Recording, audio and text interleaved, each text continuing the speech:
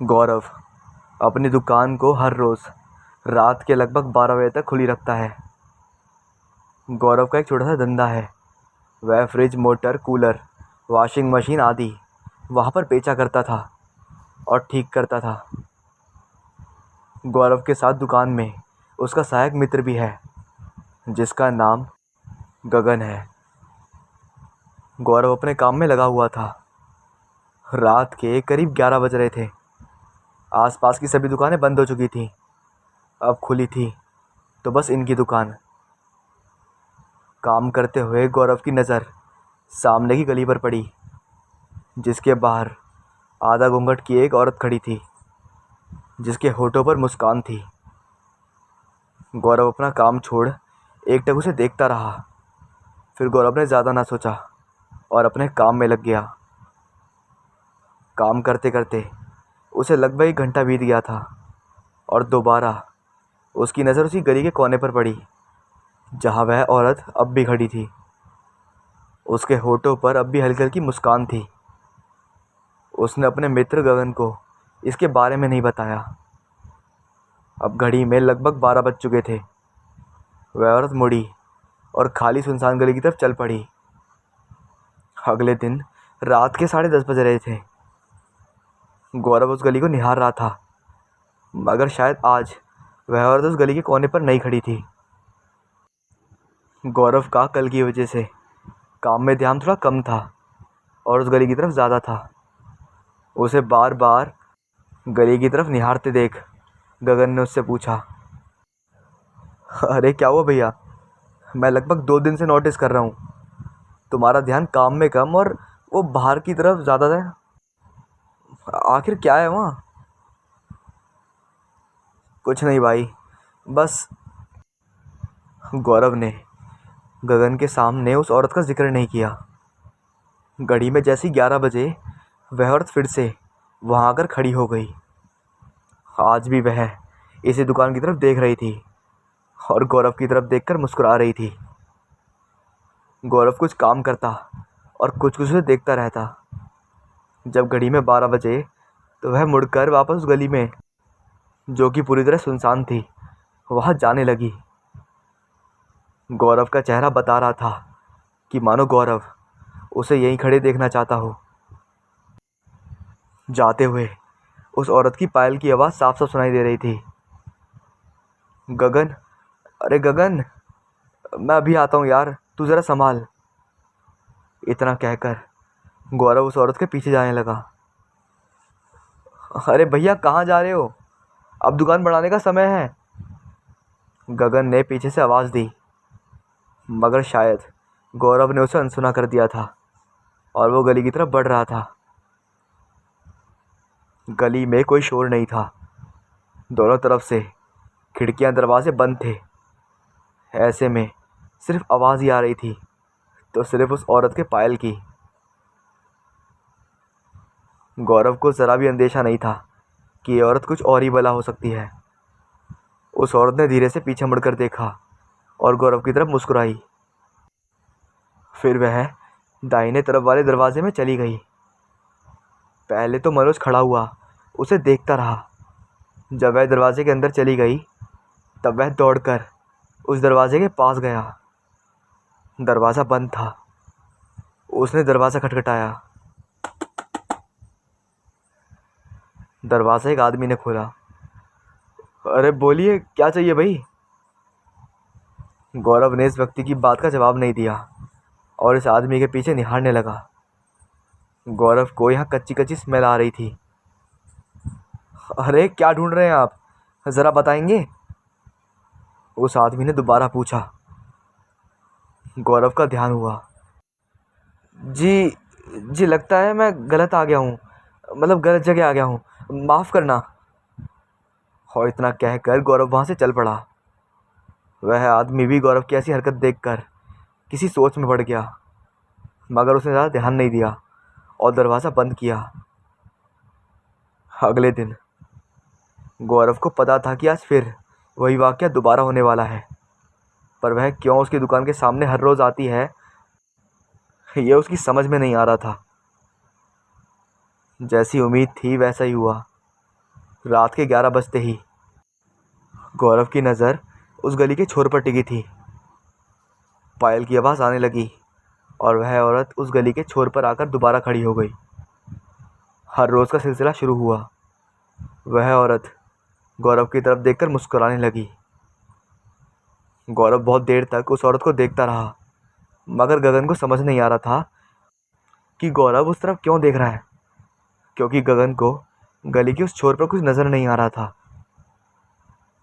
अरे क्या हुआ भैया? गगन ने गौरव से हैरानी से पूछा। कुछ दिन से मैं आपको बदला बदला देख रहा हूँ। क्या आपका काम में ध्यान नहीं है? आखिर बात क्या है?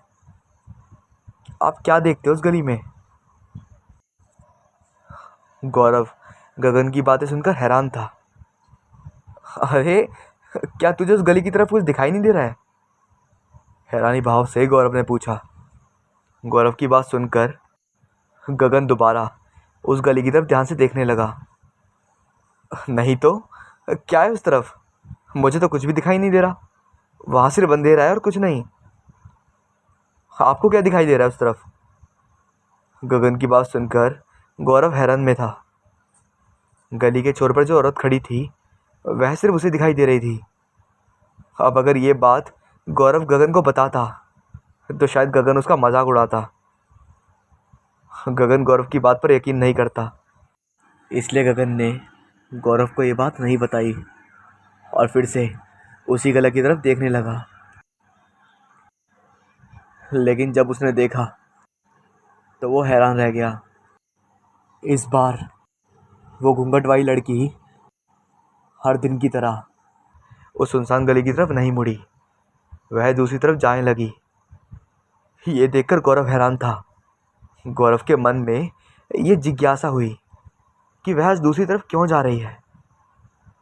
गगन, ज़रा देखना यार, मैं अभी आता हूँ। अपने दोस्त से ये कहकर गौरव औरत का पीछा करने लगा। अब तो गगन को भी ये जानना था कि आखिर गौरव को 12 बजे क्या सूझती है जो वो दुकान को अकेला छोड़कर चला जाता है। इसलिए गगन दुकान को बढ़ाकर गौरव का पीछा करने लगा। गौरव कुछ ही दूर पीछे करते करते एक खाली और सुनसान रास्ते पर पहुंच गया था। बीच बीच में वह औरत पीछे मुड़कर गौरव को निहारने लगती, लेकिन गौरव के मन में ज़रा भी डर नहीं था। कुछ दूरी और चलने पर इस सुनसान जगह पर एक हवेली आई। बहुत डरावनी हवेली थी वो। गौरव की तरफ देखते हुए वह औरत उस हवेली में चली गई। गौरव भी दौड़कर उस हवेली के गेट पर पहुंचा। हवेली के गेट पर ठाकुर पवन सिंह लिखा हुआ था। गौरव ने इस हवेली का गेट खोला और अंदर चला गया। गगन भी गौरव के पीछे था। उसने भी गेट पर आकर ठाकुर पवन सिंह का नाम पढ़ा और सोचने लगा, भला रात को 12 बजे इसे ठाकुर पवन सिंह की हवेली में क्या काम है। गगन बड़बड़ाया और गौरव के पीछे चल पड़ा। गौरव ने हवेली का दरवाज़ा खटखटाया। दरवाज़ा किसी ने नहीं खोला। गौरव ने दोबारा प्रयास किया और दरवाज़ा खुला। दरवाजे पर एक अधेड़ उम्र का आदमी था, जिसके सर पर लाल पगड़ी थी, सफ़ेद सफ़ेद और बड़ी बड़ी मूछ दाढ़ी थी। शरीर थोड़ा छोटा था, जो कि झुका हुआ था।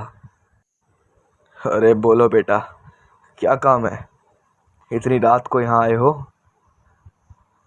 उस अधेड़ उम्र के आदमी ने गौरव से पूछा। अब गौरव के पास पूछने को कुछ नहीं था। उसे उम्मीद थी कि दरवाज़ा वही औरत खोलेगी, मगर दरवाजे पर तो अधेड़ उम्र का आदमी था। अरे वो बाबा, वो मैं तो बस। गौरव के मुंह से लड़खड़ाए हुए शब्द निकल रहे थे। मैं बताता हूँ बाबा, पीछे से गगन बोला। इसे खामखा रात को लोगों की नींद खराब करने की आदत है और कुछ नहीं। अरे गगन, तू यहाँ और दुकान पर कौन है? गौरव ने हैरानी से पूछा। दुकान को मैं बढ़ा कर आया हूँ आपकी हरकत देखने के लिए। देखना चाहता था कि भला भला ज़रूरी काम क्या है इतनी रात को, और देख लिया, तुम लोगों की रात को नींद खराब करते हो। अरे नहीं, मैं काम से ही आया था, गौरव ने बहाना बनाते हुए कहा। अच्छा, तो बताओ ना क्या काम है तुम्हें? क्या तुम बाबा को जानते हो? नहीं, पर कुछ नहीं। अब चलो मेरे साथ। तुम्हारी तबीयत वैसे ठीक नहीं है, तुम्हें कुछ दिन घर पर आराम करना चाहिए। ज़्यादा काम की वजह से तुम्हारा दिमाग खराब होने लगा है। इतना कहकर गगन गौरव का हाथ पकड़कर उसे वापस ले जाने लगा कि तभी गौरव ने मुड़कर वापस हवेली की तरफ देखा। उसे एक औरत की फोटो टंगी हुई नजर आई। एक मिनट रुक गगन, गौरव ने अपने हाथ को छुड़वा कर कहा और वापस हवेली के गेट पर बाबा की तरफ आ गया। बाबा, ये तस्वीर किसकी है? गौरव ने उस तस्वीर की तरफ इशारा किया। बाबा ने इस तस्वीर को देखते हुए कहा, बेटे, ये तस्वीर मेरी बेटी की है, जो 1 महीने पहले ही गायब हो गई और उसका कोई पता नहीं। जंगल में उसके कपड़े खून से सने हुए मिले और हमने उसी वक्त अंदाज़ा लगा लिया कि शब्दों के साथ बाबा के आंसू टपकने लगे। बाबा की बात सुनकर गौरव भी मायूस हुआ। बाबा, आपके साथ इस हवेली में और कौन रहता है? बेटा, इस हवेली में सिर्फ 2 लोग रहते हैं, एक मैं और एक मेरा नौकर अमन। अमन सुबह 8 बजे आता है और रात के 8 बजे वापस चला जाता है। इस हवेली की देखरेख को सिर्फ हम 2 ही संभालते हैं। गौरव ने अपना दिमाग घुमाया और गहरी सोच में घूम गया। बाबा, आपका अनुमान बिल्कुल सही है, आपकी बेटी अब इस दुनिया में नहीं है, गौरव ने बताया। बाबा हैरान थे क्योंकि गौरव यकीन के साथ ऐसे ऐसे कैसे बोल रहा था। बाबा गौरव को हैरानी से देख रहे थे। बाबा, आपको हैरान होने की ज़रूरत नहीं है, आपकी बेटी मुझे दिखाई देती है, मगर मेरे दोस्त को दिखाई नहीं देती। मैं अभी उसी का पीछा करते करते यहाँ तक पहुँचा हूँ, गौरव लगातार बता रहा था। और गगन को भी अब समझ आ रहा था कि अब बार बार क्यों उस गली को देख रहा था। बाबा, जैसे ही मैं हवेली के गेट पर पहुंचा, वो अचानक से यहाँ से गायब हो गई, मगर मैं अभी भी ये सोचकर हैरान हूँ कि वो मुझे ही बार बार क्यों दिखती है। आखिर वो कहना क्या चाहती है मुझसे? बाबा को गौरव की बात पर यकीन नहीं हो रहा था, पर फिर भी बाबा की आंखों में यकीन था। अगर वैसे मुझे ही दिखाई दे रही है तो उसका यही कारण है कि वो मुझे कुछ बताना चाहती है। क्या बताना चाहती है बेटा? बाबा ने पूछा। आपकी बेटी की आत्मा भटक रही है बाबा, और ऐसा तभी होता है जब अंतिम संस्कार ना हुआ हो, गौरव बता रहा था। तुम सही हो बेटे, मगर मेरे पास सिर्फ उसके खून से सने हुए कपड़े हैं और कुछ नहीं। गौरव ने जब दिमाग पर जोर डाला तो उसे याद आया कि जहाँ वह घूंघट वाली औरत उसे पहली बार ले गई थी, वहाँ उसे कच्ची कच्ची स्मेल आ रही थी। बाबा, अगर आप अभी मेरे साथ चलो तो हमें शायद कुछ मिल सकता है। बाबा एक बार के लिए सोचने लगे, फिर गौरव के साथ चल पड़े। गौरव ने दरवाज़ा खटखटाया। कुछ देर बाद उसी आदमी ने दरवाज़ा खोला। इसने गौरव को पहचान लिया था। अरे तुम दोबारा से फिर यहाँ आ गए, आखिर क्या काम है तुम्हें यहाँ? गौरव को देखते ही उस आदमी ने कहा। गौरव ने मुस्कुराते हुए कहा, मुझे आपसे कोई काम नहीं है, मगर इनको है। गौरव ने एक इशारा किया और उधर से बाबा निकल आए। बाबा को देखकर वह आदमी चौंक गया और उसने झटाक से अपना दरवाज़ा बंद कर लिया। बाबा ने इस आदमी को पहचान लिया था। यह वही आदमी था जिसने वह घूम से कपड़े बाबा को दिए थे, इससे पहले कि वह दरवाज़ा अच्छे से बंद कर पाता। गौरव ने दरवाजे पर एक जोर की लात मारी और दरवाज़ा खोल दिया, जिसकी वजह से वो आदमी दूर जा गिरा और तीनों, यानी बाबा, गौरव और गगन, अंदर घुस गए। गौरव अपने साथ पुलिस को लेकर भी आया था, साथ ही वह पुलिस भी अंदर घुस गई। अंदर घुसते ही पुलिस ने उस आदमी को पकड़ लिया। जिस कमरे की तरफ से स्मेल आ रही थी, गौरव ने उस कमरे की तरफ देखा। उस कमरे के नीचे से खून बह रहा था और बहुत सारा खून बाहर इकट्ठा हो रहा था। दरवाजे पर ताला लगा हुआ था। पुलिस वालों ने भी ये देखा और झट से उस दरवाजे का ताला तोड़ा। और ताला तोड़ते ही सामने जो दिखा उसे देखकर तो सभी चौंक गए। इस कमरे में लाशों की बहुत ऊंची ढेरी पड़ी हुई थी और उन्हीं लाशों में बाबा को अपनी बेटी की लाश दिखी और बाबा वहीं घुटने टेक कर रोने लगे। हैरत की बात तो ये थी कि वह सभी लाश लड़कियों की थी। गौरव को पायल की आवाज़ सुनाई दी। ये आवाज़ बाहर से आ रही थी। गौरव दौड़कर बाहर की तरफ आया और दूर वही घूंघट वाली औरत खड़ी थी, मगर अब उसके होठों पर मुस्कान नहीं थी। उस औरत ने अपना घूंघट ऊपर उठाया। ये वही औरत थी जिसकी तस्वीर गौरव ने हवेली में देखी थी। धन्यवाद। और बस इतना कहकर वह मुड़कर चल पड़ी और अंधेरे में कहीं गायब हो गई। गौरव की आंखों में भी आंसू थे, मगर उसे खुशी थी कि उसने बहुत अच्छा काम किया है। ये खूनी सरफिरा था। जब पुलिस ने छानबीन की तो पता चला कि इसे एक लड़की ने धोखा दिया था। उस धोखे की चोट अभी तक इसके दिमाग पर अटकी हुई थी, इसलिए लड़कियों को अपने जाल में फंसाता था और उन्हें बुरी तरह काट कर अपने कमरे में बंद कर दिया था।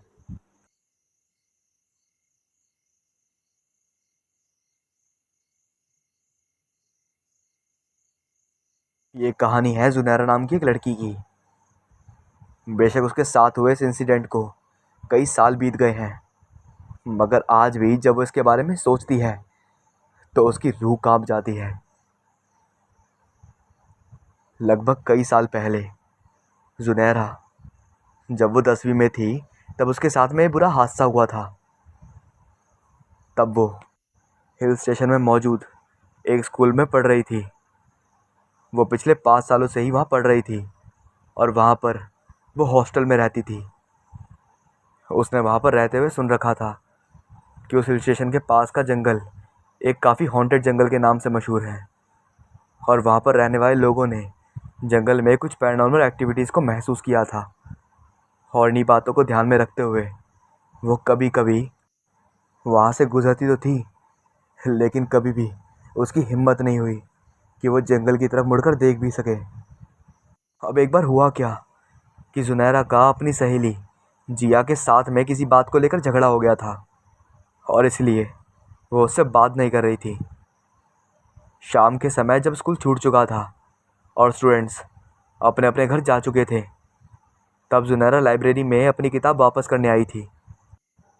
किताब लौटाकर जब वो वापस से अपने हॉस्टल जाने के लिए स्कूल के गेट से बाहर की ओर जा रही थी, तभी उसे ऐसा लगा कि किसी लड़की ने उसका नाम लेकर उसे पुकारा हो। उसने उस ओर देखा जहाँ से उसे वो आवाज़ें सुनाई दे रही थी, तो वहाँ पर उसे एक दीवार के पीछे एक लड़की दिखाई दी।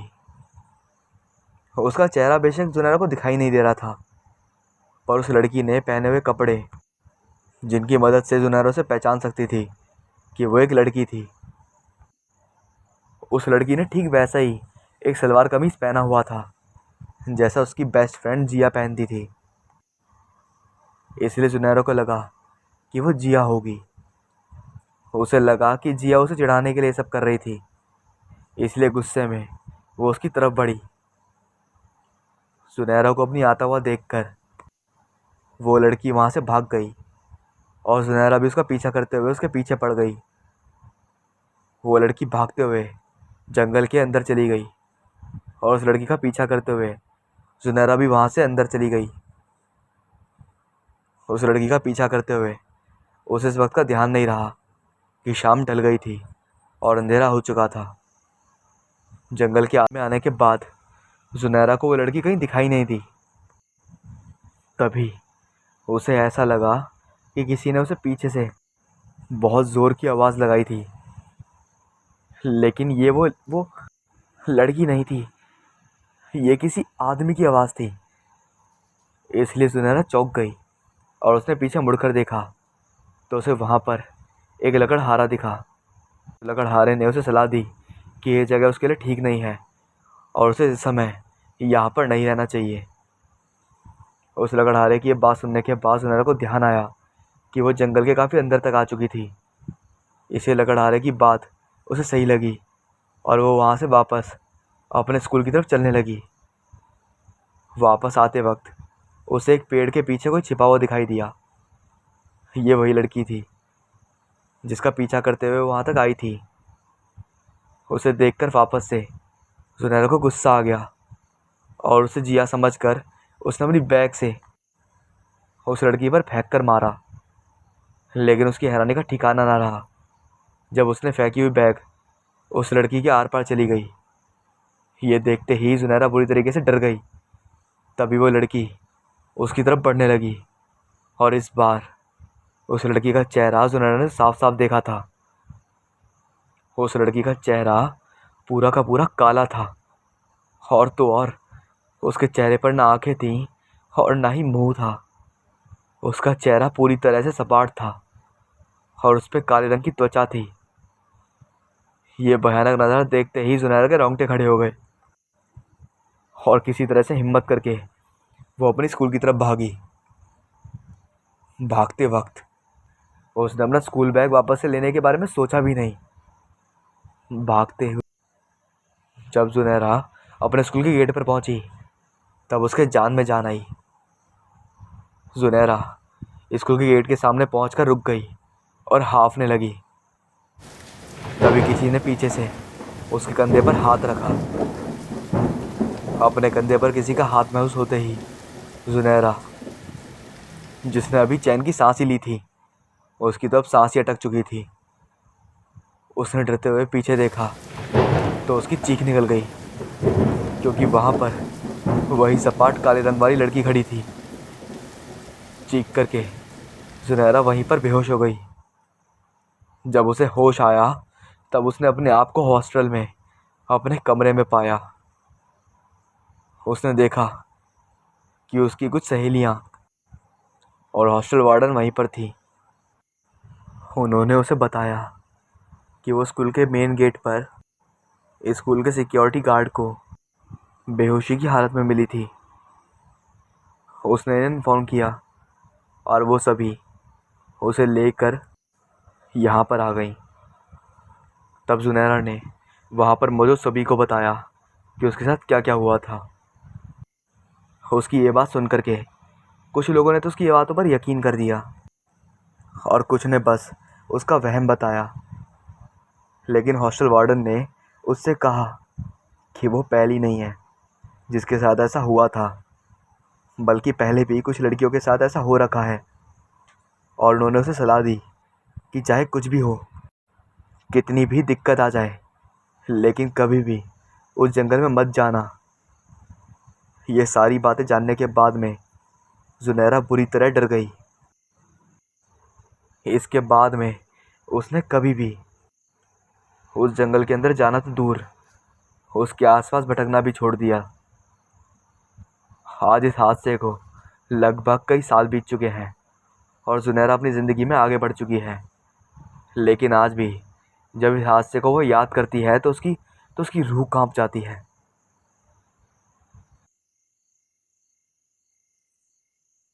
ये कहानी एक बड़े शहर में रहने वाले राजीव की है। वो पेशे से एक ऑटो ड्राइवर था।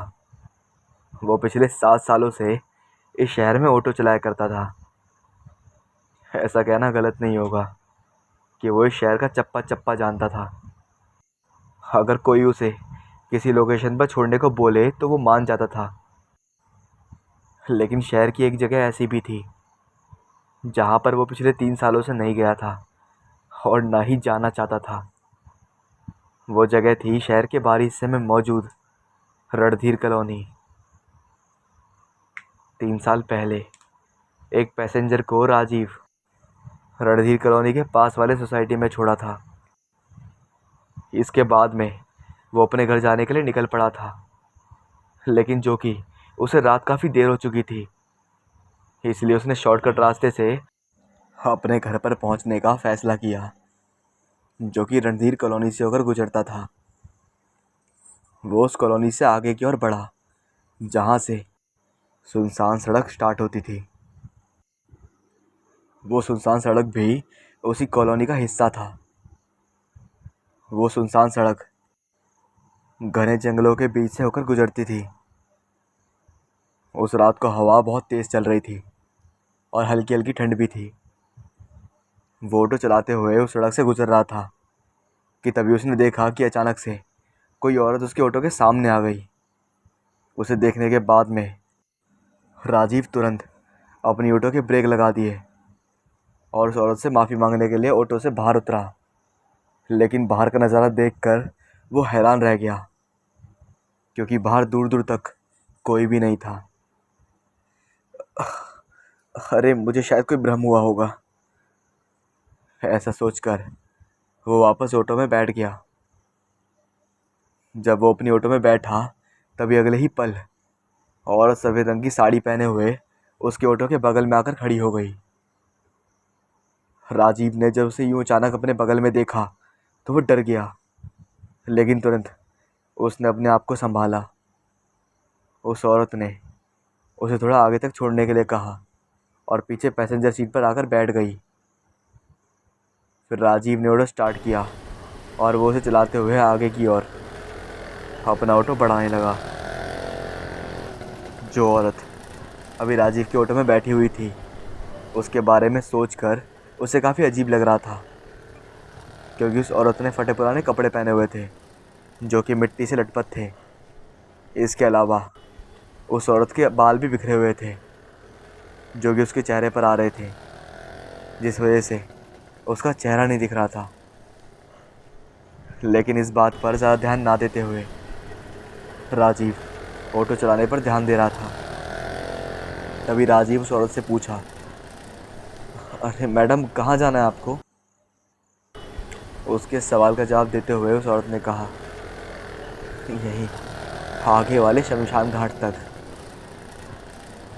जब राजीव ने रियर व्यू मिरर से उस औरत को ये कहते हुए देखा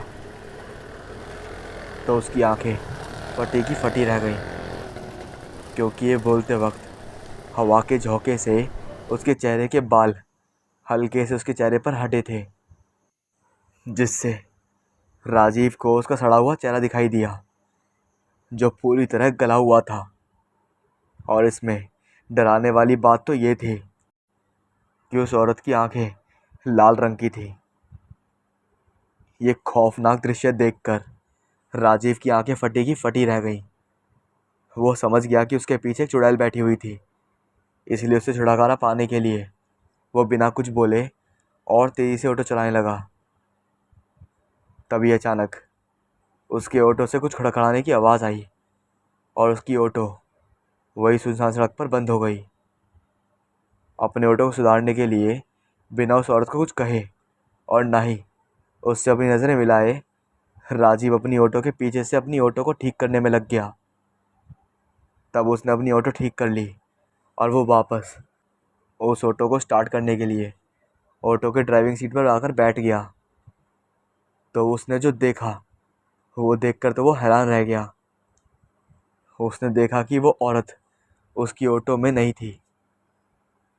उसकी ऑटो में ही नहीं, वो औरत वहाँ आसपास भी नहीं थी। कुछ देर तक राजीव यही सोचता रहा, अरे, ये औरत कहाँ गायब हो गई। उसने इतना सोचा ही था कि तभी उसे पीछे से एक ऑटो को उसकी तरफ आने की आवाज़ आई। उसने देखा कि एक ऑटो उसकी ओर ही आ रहा था, जिसके पैसेंजर सीट पर उसे नज़र डाली तो उसे समझ में आ गया कि औरत उस ऑटो में बैठी हुई थी। कुछ ही देर में वो ऑटो उसके पास से गुजरते हुए आगे निकल गया। उसने पीछे से उस ऑटो की ओर देखा तो उसे उस ऑटो के पीछे एक पोस्टर छपा हुआ दिखाई दिया। अभी अभी उसके साथ में क्या हुआ था इस पर ज़्यादा ध्यान ना देते हुए वो ऑटो चलाते हुए सीधा अपने घर पर पहुंचा। घर पहुंचने के बाद उसने किसी से भी इस बारे में बात नहीं करी। उसे उस रात को ठीक से नींद भी नहीं आई। अगले दिन राजीव को टीवी में न्यूज़ देख के पता चला कि एक ऑटो का उसी रणधीर कॉलोनी में एक्सीडेंट हो गया था और उस ऑटो के ड्राइवर की मौत भी हो चुकी थी। बाद में जब राजीव ने उस ऑटो की एक्सीडेंट हुई फ़ोटोज़ को ध्यान से देखा तो वह हैरान हो गया, क्योंकि टीवी में दिखाई गई ये फुटेज ठीक उसी ऑटो की थी जिसे उसने बीती रात को देखा था। उसने उस ऑटो के पीछे का पोस्टर देखकर उसे पहचाना। बाद में उसे पता चला कि ऐसी अफवाह फैली हुई थी कि रणधीर कॉलोनी में रात के समय एक सफ़ेद साड़ी वाली चुड़ैल घूमती है, जो कि वहाँ से आने वाले लोगों को अपना शिकार बनाती थी। जब राजीव को इस बारे में पता चला तो उसकी मानो जैसे कि रूह कांप गई थी। इस हादसे के बाद में वो कभी भी उस रास्ते से नहीं गुजरा। आज इस हादसे को हुए कई साल बीत चुके हैं, लेकिन आज भी अगर कोई उस रणधीर कॉलोनी से जाने के लिए कहता है तो उसकी रूह कांप जाती है और वो तुरंत मना कर देता है, बेशक उसे पैसा कितना भी मिल रहा हो।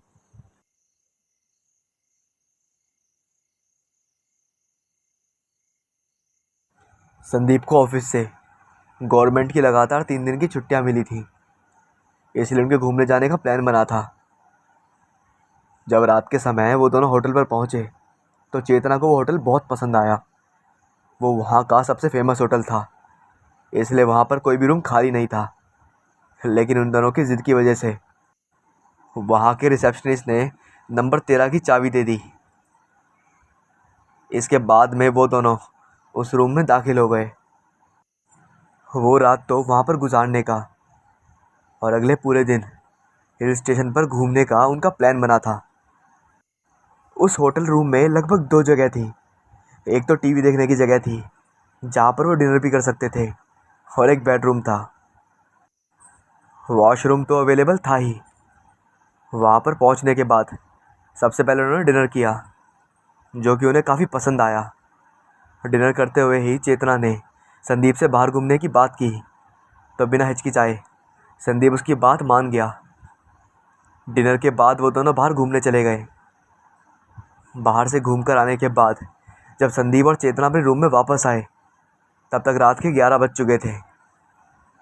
चेतना को देर रात जाग कर टीवी देखने की आदत थी, या फिर मोबाइल में वीडियोस देखने की आदत थी, इसलिए वापस आते ही वो टीवी देखने के लिए टीवी को ऑन करके उसके सामने वाले सोफे पर बैठ गई और संदीप से कहा, सुनिए, अगर आपको नींद आ रही है तो आप जाके सो सकते हैं, मैं कुछ देर बाद आ जाऊंगी।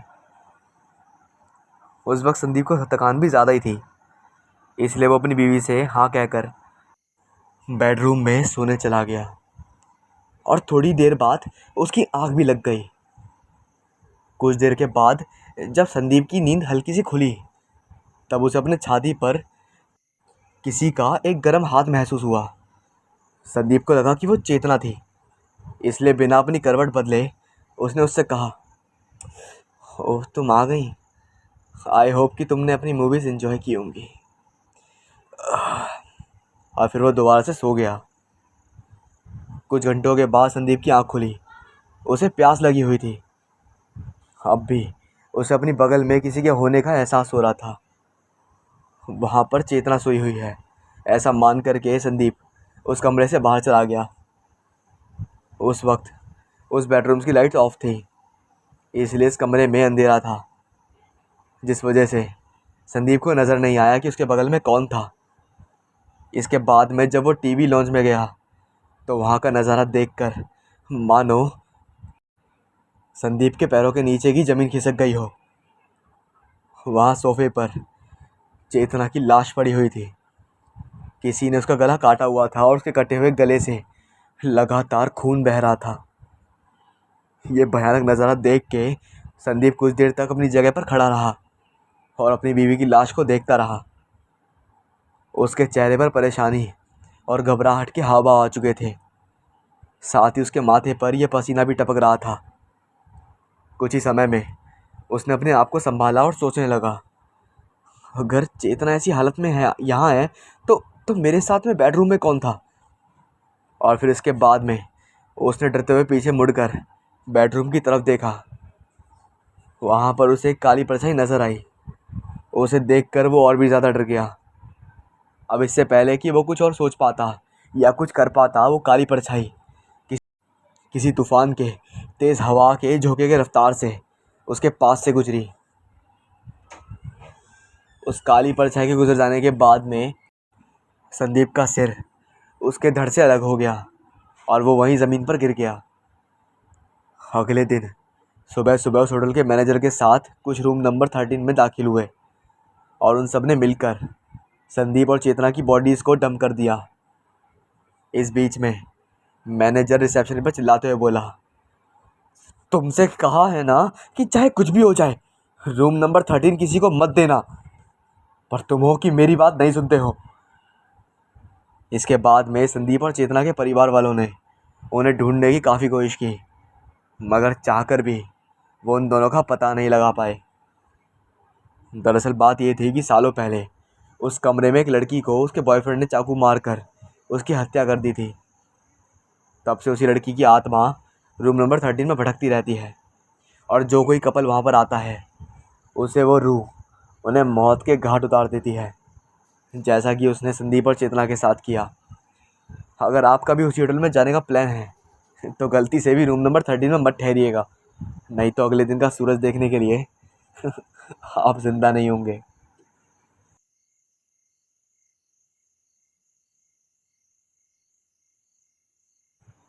बंटी और मोनू ये दोनों भाई थे। बंटी को काफ़ी कम उम्र में ही चश्मा लग गया था। बंटी मोनू से करीब 2 साल बड़ा था और उसकी उम्र लगभग 24 साल की थी। जब उसके और उसके भाई के साथ में यह हादसा हो गया तब से ये दोनों लापता हैं। हुआ ये कि बंटी और मोनू ये दोनों अपने दोस्तों के साथ मिल कर के रात में थिएटर में मूवी देखने गए थे। उन्होंने रात को 9 बजे का शो देखा और मूवी ख़त्म होते होते लगभग 12 बज चुके थे। मूवी ख़त्म होने के बाद में वो दोनों अपने घर जाने के लिए निकल तो पड़े, लेकिन उन दोनों को ही बहुत ज़्यादा भूख लगी हुई थी। इसलिए उन्होंने तय किया कि अगर रास्ते में कोई रेस्टोरेंट खुला हो तो वहीं पर खाना खाने चलेंगे। हालांकि इतनी रात को कोई होटल या रेस्टोरेंट खुले ये तो संभव ही नहीं था, लेकिन इसके बावजूद उन्हें रास्ते से जाते वक्त रोड की साइड पर एक रेस्टोरेंट दिख गया जो कि उस समय ओपन था और वो दोनों वहाँ पर खाना खाने चले गए। रेस्टोरेंट में पहुँचने के बाद में एक वेटर उन दोनों भाइयों को ऑर्डर लेने आया और उसने बंटी से कहा, सर आप क्या लेना पसंद करेंगे? वैसे हमारे यहाँ की बर्गर बहुत फेमस है। और ऐसा कह कर के उसने बंटी को एक डरावनी सी स्माइल दी। अब इसमें देखने लायक बात यह थी कि बंटी को बर्गर बिल्कुल भी पसंद नहीं था, इसलिए उसने वेटर से 2 लार्ज साइज़ पिज़्ज़ा मंगवाए। ऑर्डर लेने के बाद में उस वेटर ने कुछ नहीं कहा और वो वहाँ से चला गया। इसके बाद में बंटी और मोनू बातें करने लगे। बंटी को उस वेटर को देख करके यूँ इस तरीके से डरावनी स्माइल देना थोड़ा अजीब लगा था, लेकिन इस बात का ज़्यादा ध्यान न देते हुए वो अपने भाई से बात करने लगा। ऑर्डर दिए हुए लगभग 10 मिनट हो चुके थे, पर वो वेटर उनका ऑर्डर लेकर आया नहीं था। तभी मोनू ने अपने भाई से कहा कि वो वॉशरूम जा रहा है और ऐसा कह कर के वो वहाँ से चला गया। अब बंटी अकेला ही अपनी टेबल पर बैठा हुआ था। देखते देखते 15 मिनट गुजर गए थे और ना ही वो वेटर ऑर्डर लेकर आया था और ना ही बंटी का भाई वापस आया था। इसलिए अब उसे चिंता होने लगी और उसे ऐसा आभास होने लगा कि यहाँ कुछ ना कुछ तो गड़बड़ है। अपने भाई को देखने के लिए अभी बंटी अपनी जगह से उठा ही था कि तभी वो वेटर उन दोनों का ऑर्डर लेकर आ गया। उसके वहाँ पर आते ही बंटी ने उससे पूछा, अरे तुम्हें यहाँ आने में इतना समय क्यों लगा और और मेरा भाई कहाँ है? उसके ऐसा पूछते ही उस वेटर ने बंटी से कहा, सर अभी मैं यहाँ अकेला ही हूँ, इसलिए मुझे अपने ऑर्डर किया हुआ पूरी तरह खाना बनाने में वक्त लगा और अभी आप खाना शुरू कर दीजिए। आपका भाई मेरे ख्याल से शायद बाहर होगा, अभी आता ही होगा। और ऐसा कहते हुए उसने अपने दोनों हाथों में पकड़ी हुई प्लेट्स बंटी के सामने रख दी और उसे देखकर ही उसने क्रीपी स्माइल दी। उसे यूं ऐसे देखने के बाद में जब बंटी ने उसके सामने रखे हुए लार्ज साइज पिज़्ज़े की तरफ ध्यान दिया तो उसके होश उड़ गए, क्योंकि उस पिज़्ज़ा के बीचों बीच उसके भाई का पहना हुआ चश्मा रखा हुआ था और उस पर लाल रंग का खून लगा हुआ था। ये देखने के बाद में बंटी के दिल की धड़कनें तेज हो गईं और उसे पता चल गया कि उसके भाई के साथ में कुछ गलत हुआ है। अब इससे पहले कि बंटी आगे कुछ सोचता या कर पाता, उससे पहले ही उस वेटर ने बड़ी ही फुर्ती के साथ में अपनी जेब से एक उस्तरा निकाला और उसे सीधा बंटी का गला चीर दिया। इसके बाद से लेकर अब तक बंटी का और मोनू का कोई अता पता नहीं था। उन्हें पुलिस द्वारा काफ़ी ढूंढा गया, लेकिन ना तो वो रेस्टोरेंट मिला और ना ही बंटी और मोनू। लगभग कई दिनों बाद कुछ कपल्स आज रात को वहीं सड़क पर घूम रहे थे, तो उन्हें एक रेस्टोरेंट दिखता है जो काफ़ी सुंदर सा लग रहा था बाहर से। शालिनी अपने पति को बोलती है, चलो ना, चलते हैं एक बार, देखते हैं कितना अच्छा रेस्टोरेंट है ना, चलो एक बार चलते हैं इसमें घूमने। जब वो दोनों खाने पीने जाते हैं तो उन्हें वही वेटर मिलता है और वो उनसे ऑर्डर लेते समय एक क्रीपी स्माइल दे रहा होता है।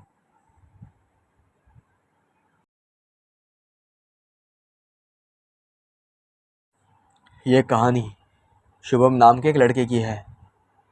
उसने अभी अभी 12वीं की परीक्षा क्लियर की थी और आगे की पढ़ाई के लिए वो पुणे सिटी आ गया था। यहाँ के यूनिवर्सिटी के कॉलेज में उसका एडमिशन हो गया था। इसी वजह से वो काफ़ी खुश भी था। शुभम पढ़ाई में काफ़ी अच्छा था और यहाँ नए शहर में आने के बाद कॉलेज में ही उसके अच्छे खासे दोस्त बन गए थे। उसकी ज़िंदगी में सब कुछ ठीक चल रहा था, जब तक कि उसके साथ में यह हादसा नहीं हुआ था। हुआ ये कि एक दिन कॉलेज में उसका लेक्चर ऑफ था और उसके बाकी सारे दोस्त कैंटीन में खाना खाने आए हुए थे। तब वो लाइब्रेरी में एक शेल्फ से किताब निकाल रहा था कि तभी उसे शेल्फ के दूसरी ओर एक डरावना चेहरा दिखा। वो चेहरा काफ़ी भयानक था। इस वजह से डर के मारे उसकी चीख निकल गई और उसके अपने हाथ से जो किताब पकड़ी हुई थी वो भी उसके हाथ से छूटकर नीचे गिर गई। तभी पीछे से एक लड़की उसके पास आ गई। उसने उससे पूछा, अरे क्या आप ठीक हैं? ये सुनने के बाद जब शुभम ने पीछे मुड़कर उस लड़की की तरफ देखा, तब तो मानो उसकी सिट्टी पिट्टी ही गुल हो गई हो, क्योंकि वो लड़की दिखने में काफ़ी खूबसूरत थी और उसे देखने के बाद शुभम मंत्रमुग्ध हो गया था। ये देखने के बाद उस लड़की ने दोबारा से उससे पूछा, हेलो, आप ठीक हो? तब शुभम ने हामी में अपना सिर हिलाया और फिर इसके बाद में उस लड़की के साथ में शुभम की बातचीत शुरू हो गई और इसी बातचीत से इसे पता चला कि उस लड़की का नाम हेमलता था। इसके बाद में हर रोज़ उसी वक्त, यानी दोपहर के वक्त ही, शुभम को वो लड़की हेमलता लाइब्रेरी में मिलती थी। उसकी उस लड़की के साथ में हर रोज़ बात शुरू हो गई और ऐसा कहना गलत नहीं होगा कि वो सिर्फ उससे मिलने के लिए नहीं, बल्कि उस लड़की से मेल भाव बढ़ाने के लिए लाइब्रेरी में जाता था, क्योंकि शायद शुभम उस लड़की को पसंद करने लगा था।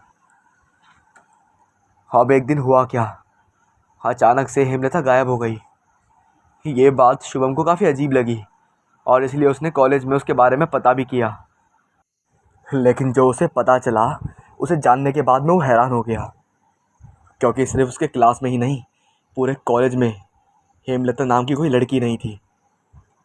ये जानने के बाद में उसने कॉलेज के लाइब्रेरियन से इस बारे में बात करने का फ़ैसला किया। कॉलेज ख़त्म होने के बाद में शुभम ने लाइब्रेरी में जाकर लाइब्रेरियन से पूछा कि उसके साथ जो लड़की हेमलता वहाँ पर बैठे बातें करती थी, क्या उन्हें उसके बारे में कुछ पता है क्या? तो लाइब्रेरियन ने उसे बताया कि उसने उसके साथ किसी भी हेमलता को नहीं देखा। इनफैक्ट कि लाइब्रेरियन ने यह भी बताया कि हेमलता नाम की एक लड़की सालों पहले पढ़ती तो थी इस कॉलेज में, लेकिन अचानक से वो गायब हो गई और कहाँ चली गई किसी को कुछ पता नहीं चला। ये सारी जानकारी पता लगने के बाद में शुभम पूरी तरह से शॉक हो गया।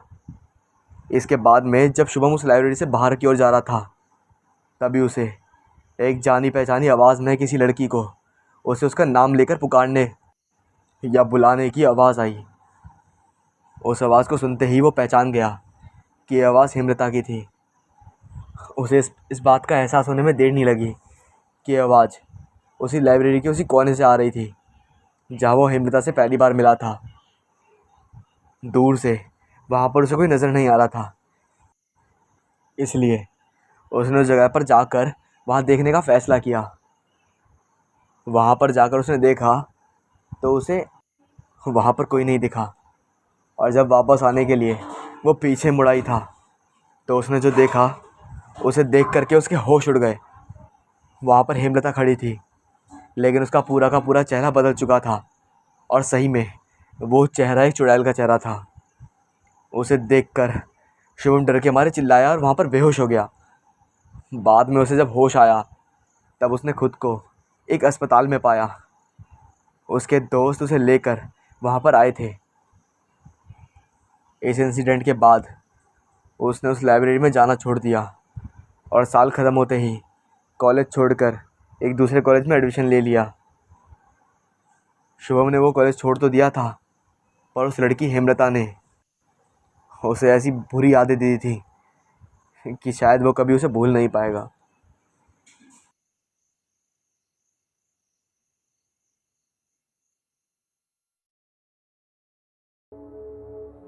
मैक्सिको की ये दिलकश हसीना रहा करती थी मैक्सिको के उत्तर भाग में, और इसका असली नाम था मारिया, जो कि अपनी खूबसूरती के लिए आसपास के इलाकों में सुप्रसिद्ध थी।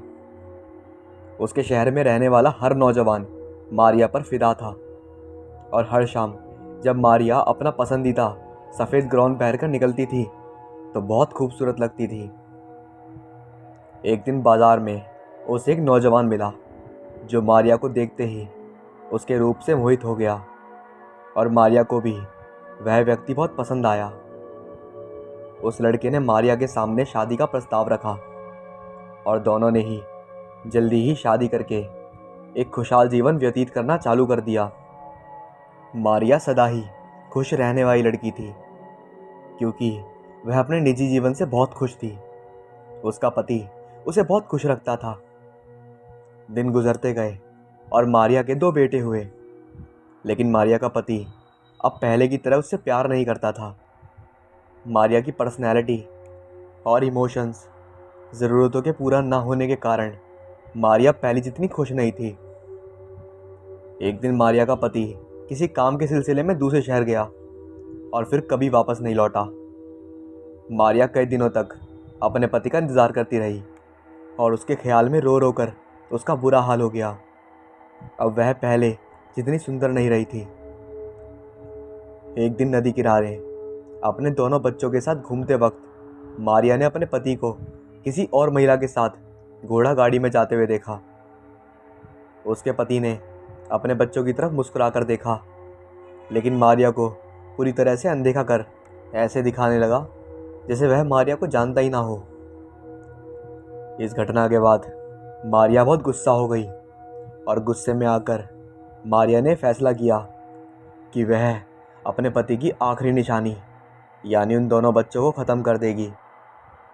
ऐसा फैसला मारिया ने प्रतिशोध की भावना से किया, क्योंकि उसका पति अपने बच्चों से बहुत प्यार करता था।